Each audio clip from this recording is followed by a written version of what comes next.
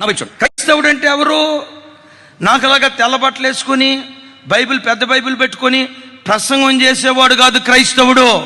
తెల్ల చీర కట్టుకొని నుదుట బొట్టు లేకుండా, చేతులకు గాజులు లేకుండా, మెడలో మంగళసూత్రం లేకుండా ఆదివారం చర్చికి వచ్చేవాడు వాళ్ళు కాదు క్రైస్తవులు.